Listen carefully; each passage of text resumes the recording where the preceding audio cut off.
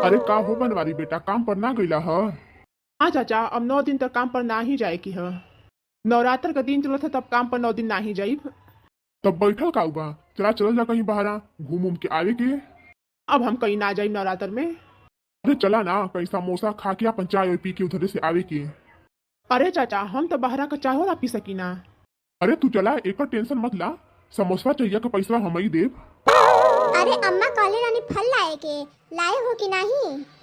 अम्मा से बता दियो, पूरा फल उल ला के रख देले हई। उनका कहले रानी कि फल उल कुल एक दिन पहले ही मंगवा लेगी। नवरात्र के दिने फल पूरा आसमान छुअत है। गौवा भर सबे लाए हो, तू ही अकेले थोड़े लाए है। हम ही थोड़े अकेले उपवास हई, गौवा भर भी उपवास है। नवरात्र में तो फल फुलियाए में कंजूसी नहीं करे के चाहिए। कंजूसी करत हई? इतना फल महंगा हो गईल, पाकिट तो हमार न झोरा गल। जो लियावे क्या अबे बता दियो, तो फिर हम बादे दोपहरिया में ना जाइब। लियाए मंगवा के रहे, कुछ हम मंगवा लेनी, हमके कुछ ना चाहिए। दुल्हीन, ए दुल्हीन, का है अम्मा, का गुहार लगावत हो? अरे बनवारी से कहले रानी फल लाए के, लाए हो कि नहीं? हाँ अम्मा, कुल फल फूल आ गईल है। अरे दुल्हीन, नवरात्रि शुरू हो गई है, एको पचरा भजन ओजन ना गईबू? अरे पचरा भजन ओजन गावे के चाहिए नवरात्र में। नवरात्र में पचरा भजन गीत गईला से देवी माई बहुते खुश रहेनी। अरे काहे नहीं गाइब अम्मा, खाली हम ही उपवास कैले ही। अरे ललका दखिनहा चटकिला बहुते लोग उपवास कैले हुआ, सबे गाई। अरे अम्मा, हमार चुनरिया कहाँ हुए? ओढ़ के ही पचरा गीत गाइब। आ ललका दखिनहा चटकिला के भी कह दिया, बिना ओढ़े अइहा तो गीत नहीं गावे के मिली, चुनरी अपन ओढ़ के ही अइहा। हाँ माँ, ठीक बा, जाई हम सबसे तनिक कहा आई। पतलो आकाट के हम मड़ावा छवैली माई, पतलो आकाट के हम मड़ावा छवैली, तू घेरइलो ए माई जाए ना देव, तू घेरइलो ए माई जाए ना देव।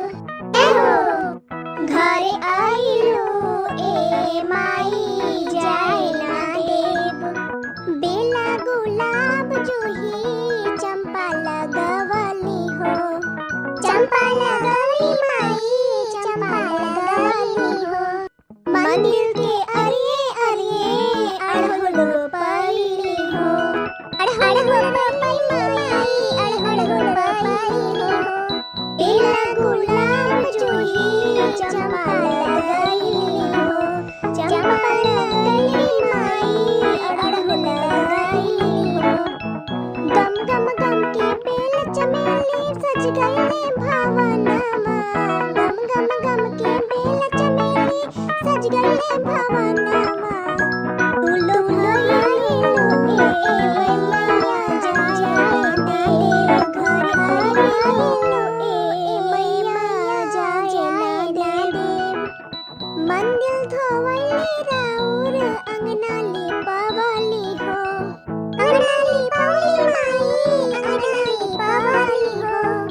धूप बाती बरली मैया दिया ना जलाईली, दिया ना जलाईली माई दिया ना जलाईली।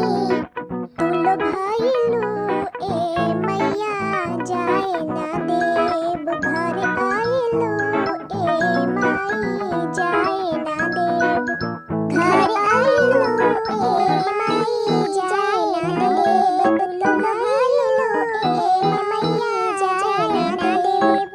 आता शेरा वाली की। वीडियो को लाइक और सब्सक्राइब भी कर दिया करिए।